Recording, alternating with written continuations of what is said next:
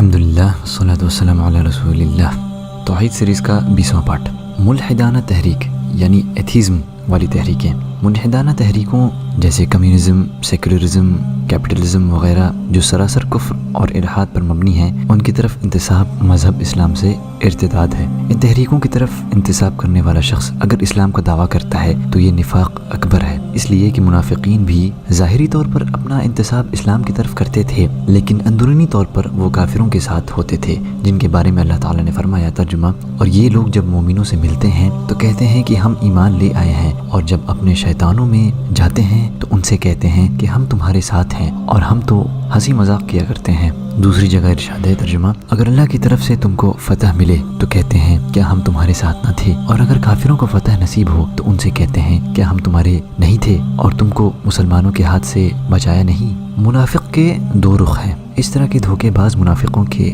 ہمیشہ دو رخ ہوتے ہیں، ایک رخ سے وہ مومنوں سے ملتے ہیں اور دوسرے رخ سے اپنے ملحد بھائیوں کی طرف پلٹ جاتے ہیں۔ ان کی دو زبانیں ہوتی ہیں، ایک کے ذریعے مسلمانوں سے شناسائی پیدا کرتے ہیں اور دوسری کے ذریعے پوشیدہ راز کی ترجمانی کرتے ہیں۔ اللہ کا ارشاد ہے ترجمہ، یہ لوگ جب مومنوں سے ملتے ہیں تو کہتے ہیں کہ ہم ایمان لے آئے ہیں، اور جب اپنے شیطانوں میں جاتے ہیں تو ان سے کہتے ہیں کہ ہم تمہارے ساتھ ہیں اور ہم تو ہنسی مذاق کیا کرتے ہیں۔ یہ کتاب اور سنت سے ہمیشہ گریز کرتے ہیں، کتاب اور سنت والوں کا مذاق اڑاتے ہیں، ان کو حقارت کی نگاہ سے دیکھتے ہیں، کتاب اور سنت کے احکام کی پیروی سے انہیں چڑ ہے، شریعت سے ان کو ازلی دشمنی ہے۔ یہ اپنے دنیاوی علوم اور فنون اور نظام زندگی سے بہت خوش ہیں، جبکہ ان وضعی قوانین سے کسی کو کوئی فائدہ اب تک نہیں پہنچا۔ اس گندے پانی میں جو جتنا اترا اتنا ہی وہ تکبر اور غرور میں مبتلا ہوا ہے، لہٰذا انہیں تم ہمیشہ صریح طور پر کتاب اور سنت کا مذاق اڑاتے ہوئے پاؤ گے۔ اللہ کا ارشاد ترجمہ، ان منافقوں سے اللہ ہنسی کرتا ہے اور انہیں مہلت دیے جاتا ہے کہ شرارت اور سرکشی میں پڑے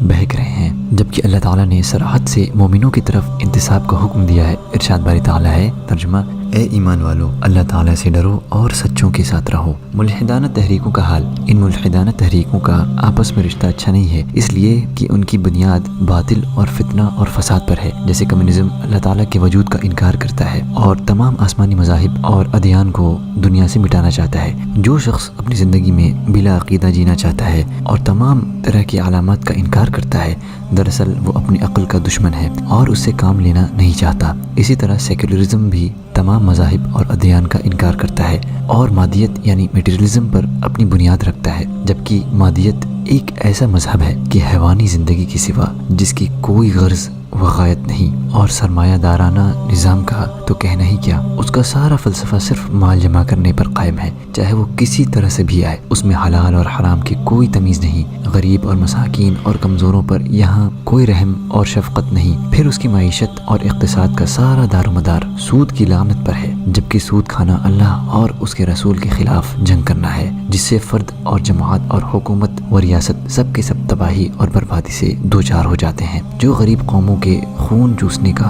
بہترین ذریعہ ہے۔ ان سب کے باوجود بھلا کون ایمان والا اور عقل والا ان تباہ کن اور باطل نظاموں اور فاسد تحریکوں کی طرف اپنا انتساب پسند کرے گا، اور عقل اور ذہن سے بچ کر اور زندگی کو بیکار سمجھ کر ان تحریکوں کا ساتھ دے گا اور ان کے لیے لڑے گا؟ آج جبکہ ہمارے عالم اسلام کے اکثر لوگوں کی زندگی میں صحیح دینداری اور دینی ذہن کی کمی ہے، لہٰذا ان پر ان فاسد تحریکوں کا حملہ آور ہونا کوئی بعید نہیں۔ صحیح دین نہ ہونے کی وجہ ہی سے آج امت مسلمہ ذلت اور بربادی کے مراحل سے گزر رہی ہے اور دیگر قوموں کی دم چھلہ بن کر رہ گئی ہے۔ آج کا یہ پارٹ ختم ہوتا ہے، انشاءاللہ اگلے پارٹ میں ہم بتائیں گے کہ اس طریقے کی تحریکوں سے جڑنے کا کیا حکم ہے۔ تو آپ چینل سے ضرور جڑے رہیں، اس کو شیئر کریں۔ جزاکم اللہ خیر، السلام علیکم ورحمۃ اللہ وبرکاتہ۔